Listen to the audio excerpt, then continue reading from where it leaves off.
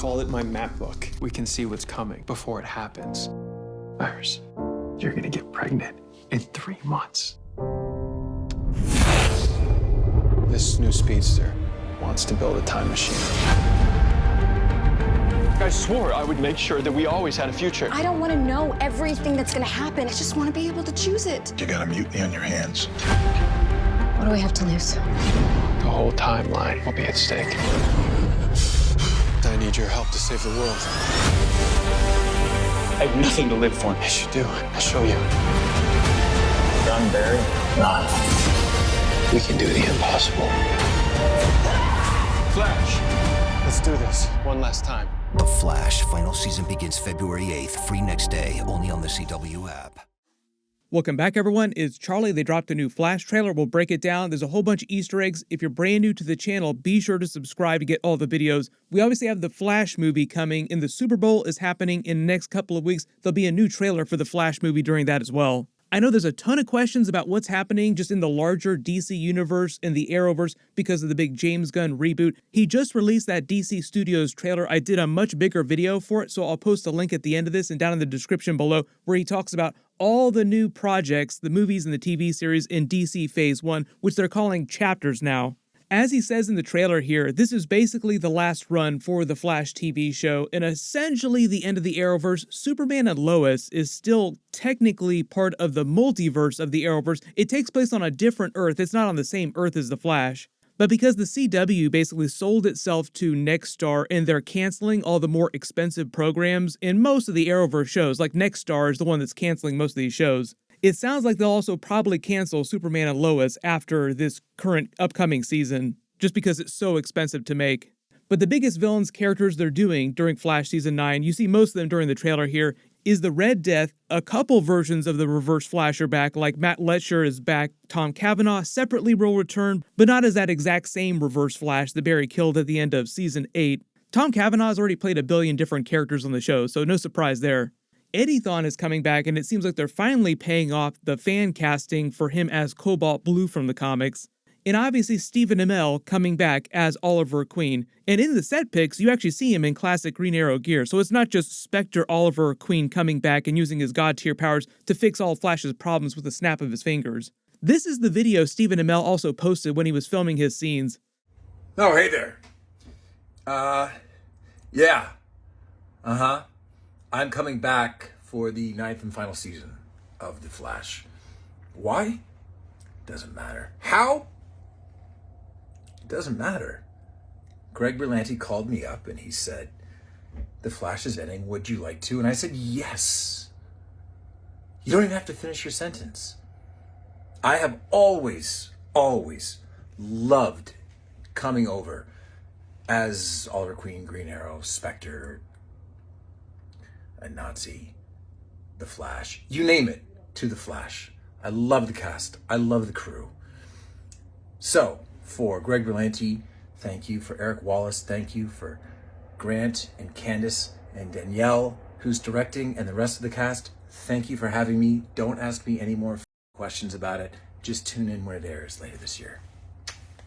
I love the very non-specific way about how he talks about what he's doing on the show. Like, I'm not going to say exactly, but we basically kick a bunch of ass. We do a bunch of stuff that you would expect us to do, basically. All your theories about what Oliver does, probably somewhat correct. He's still the Spectre, so it means that after whatever they do, when he shows up on the series, he will go back to being the Spectre. There's a bunch of new scenes with Red Death. It seems like it's going to be one of the overarching threats during the season, and a lot of the other bigger characters get involved with that. Because he keeps talking about how the timeline will change. Like, they're trying to change the entire timeline. They're trying to build a time machine. We have to stop that. Normally, I would say that Red Death is from the future because that's the way they tease the character in previous seasons. But it sounds like they might be taking a little more inspiration from the comic book storyline where Red Death was from a different universe. Same basic time period, but different universe. And whatever happened when this version of Batwoman fused with that version of the Flash in her universe, she hasn't been able to use their powers in the Speed Force to travel through time the way that the Flash would normally be able to use the Speed Force to travel in time. That's one of the whole conceits of the series, is that the Flash does have the ability to travel in time and has to learn that he shouldn't be doing that. Sure is a nice timeline. It would be a shame if someone messed it up. They're basically going to be doing a version of that Flashpoint during the Flash movie, but it's going to be more of a multiverse spin on that idea. It sounds like Red Death is the one that's trying to change the timeline, because in it you see Barry pull out the future notebook where he's like, look at all the things that are going to happen in the future. I'm going to give you all these spoilers about what's going to happen in the next year. It really is like his spoilers book, and Iris is complaining about him giving away spoilers. Like, I don't want to know everything that's going to happen. I just want to figure it out as it goes along. Zoom and enhance, notice the 2024 date. That'll remind you of the Flash Future newspaper from Season 1 that we talked about for so long, because it was meant to be a big Crisis on Infinite Earths teaser early on. The date, April 25th, 2024, when they did Flash Season 1, when they actually did that Future newspaper and they teased all these things in it, was meant to be them saying, oh, this is going to happen in the Flash Season 10, because it was supposed to be one season every single year. It was a reference to the comic book Crisis on Infinite Earths, where Flash was supposed to vanish and quote-unquote die. People believed that he was dead, but something else happened. I'll explain in a second. In real life, they changed that storyline. They did Crisis on Infinite Earths a few years before that. Obviously, I did a ton of videos for that when it happened. And because of the big delay with the virus, that meant that the 2024 date would be Flash Season 9, not Flash Season 10. But it was basically meant to be like the very end of the Flash, the finale of the Flash. So it kind of is and kind of isn't at the same time, just because of all the weird delays that happened in the way they shifted around Crisis on Infinite Earths. Also, when they did that Future newspaper, the producers of the show never envisioned what was going to happen with the big James Gunn reboot of DC and the CW basically selling itself to Nexstar and canceling all the Arrowverse shows. I don't think anybody could have predicted all of this chaos. Zoom and enhance again on the Future notebook. The other reference here to 2024 is that Iris West is supposed to open a new branch of her media business. The CCCM stands for Central City Citizen Media in Coast City, which is where Hal Jordan Green Lantern is from. James Gunn did announce a new Green Lantern show on HBO, but it's going to be a totally different thing from the one Greg Berlanti and the Arrowverse people were working on before this. The new Green Lantern series will primarily be just Hal Jordan and Jon Stewart with a true detective vibe that will tie into the larger Justice League crossover story that they're doing in the next several years. There will be other Lanterns on it, but they didn't say when the premiere date is going to be, so I'll do more videos for that when we get more information. The whole Diggle Green Lantern thing was mostly wrapped up last season. Now, they've had a couple different versions of Diggle. There was one on Superman and Lois, but that was one from a different universe, completely different version of the character. At the end of the day, the basic idea is that in the Arrowverse, Diggle will not become a version of Green Lantern, which is kind of a bummer.